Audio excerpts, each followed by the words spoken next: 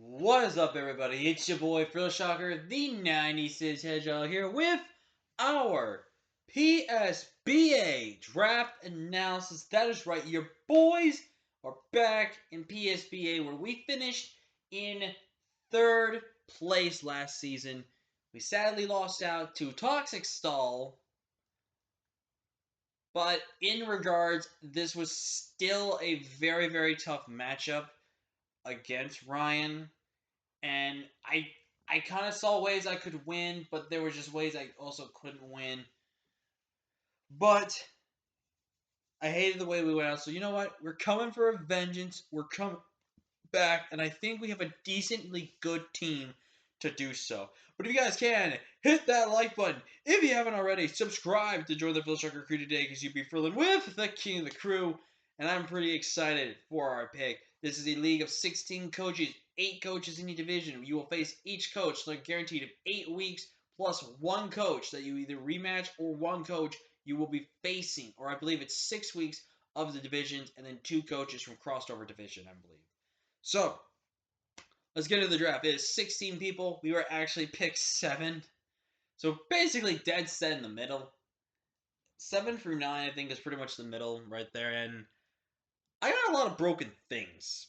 Pretty much guaranteed 3 broken things that I should not have gotten into the 7th pick. But I will go over kind of in order of exactly I picked, even though I don't have them in order. But nonetheless, so I had this set. So we have 125 points. You are guaranteed. We're gonna guarantee Zegmons, which actually, speaking of which, I need to make sure I clarify my Zmons actually. So I'll make sure I do that. But you get Zmons basically guaranteeing which you can actually have upwards to 30 points for your Z captains. More than likely, I think it's either going to be, it's going to probably be maybe Magirna and then probably Mamoswine or Reggie Draco will be the other Z captains. I don't know. But nonetheless, let's go into the talk. So I had the 7th pick, right?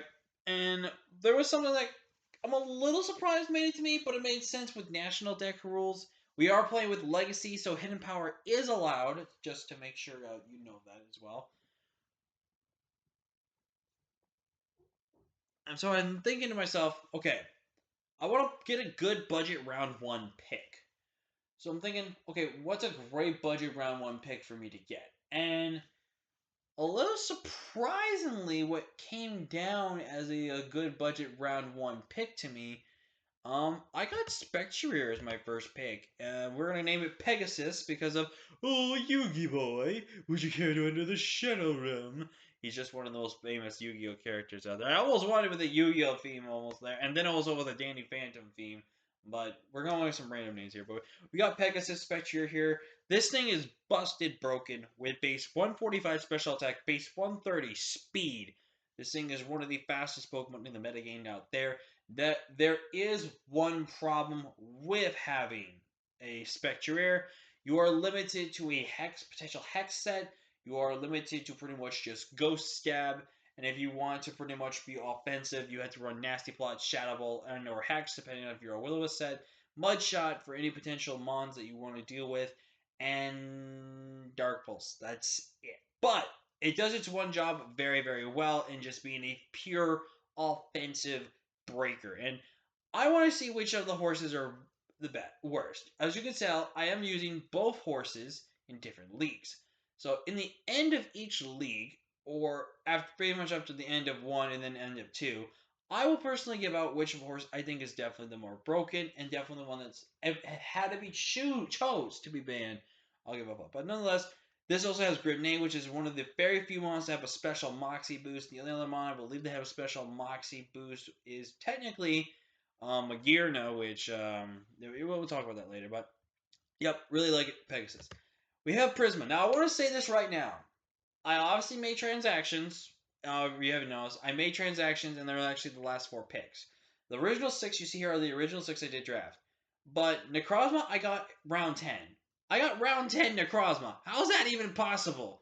Now, I know I have Necrozma in the RGBL, and I've kind of, I think, finished the league with Necrozma, I think. I don't remember. But I don't know. There's something about Necrozma I'm just drawn to, and watching how people play Necrozma, I really want to try Necrozma. I think Necrozma, obviously, for one, gives me my first Stealth Rocker, which is very important, but it also gives me a Mon that just really can really be built defensively and built very annoyingly. Did get access to Meteor Beam, Dragon Dance this generation, so Photon Geysers are a little more dangerous now for the physical set, and Meteor Beam, Photon Geyser to Medium Beam, just in general, is just very, very hard and hitting move, and it just gives an instant +1 for Necrozma, which Necrozma very much loves. It lets it be really bulky and get +1 special attack, and then basically be able to have something like Moonlight as a recovery option. I really love Necrozma. I think Necrozma is going to be a fantastic Pokemon. Up next, this was a Pokemon I got round two. Round two, I got Magearna paired with Pegasus. Now, if you guys don't know, Pegasus and aka Spectre, I don't know why it is, but Spectre hates bulky any potential normal or bulky normals, and fat, bulky dark types or dark types in general. What beats that? A Magearna. Magearna hardcore walls any normal and or dark type in the format, unless it's a crocodile, then it doesn't really wall it. But Magearna is stupidly broken with base 115 across its defenses, 130 special attack, and it's got averagely decently good attack stats, but Shift Gear has obviously helped special sets. But don't sleep on potential Trick Room with this team. This team's not has a little Trick Room options, as I do have a few mons that would appreciate that. But I'm really excited to try Magearna for the first time. Up next, we have Royalty, my superior, which I think I got around like 5 or 6, which was a steal. I'm not gonna really go into it. It has contrary. It gets set up. It has nasty plot. I mean not nasty plot. It has hidden power. We all know what it can do. I drafted Umbreon again. I'm not gonna talk too much about Umbreon as well because I've already used it plenty of times. But I really wanted one of the best Spectre answers in that was Umbreon. The other has been things like Drapion and Muck and stuff like that. And I wanted Umbreon because, for one, Great Wish Pasher really helped the team. But coming in next, we're bringing back a fan favorite, personally from me, and that is my Hula Mula, my Volcanion. Volcanion is a monster mixed offensive, very defensively bulky. This thing with heavy duty boots can pretty much be supported as a defensive Pokemon as well.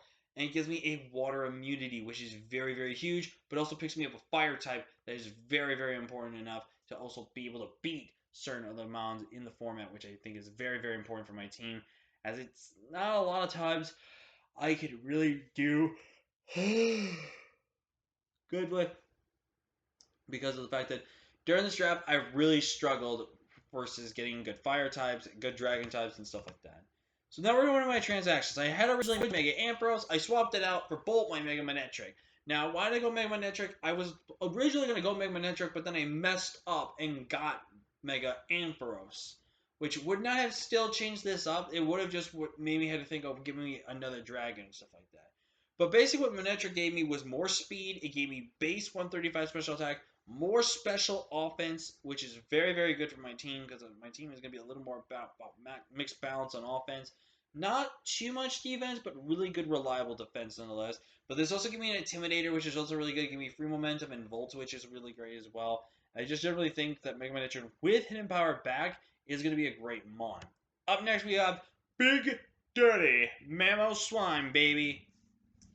Mamoswine with the Choice Scarf Choice Band. This thing is going to wreck shop. I love Mamoswine. I haven't had the most time to, use Mamoswine, but I definitely think this is going to be a point where Mamoswine can really prove well for me. Yes, I'm going to have 10 mons, but other coaches can't have 9. They can have 10. They can have 11. Heck, they can have 12. I can go into match disadvantage, but depending on the matchup, Mamoswine praising when it comes and can do well.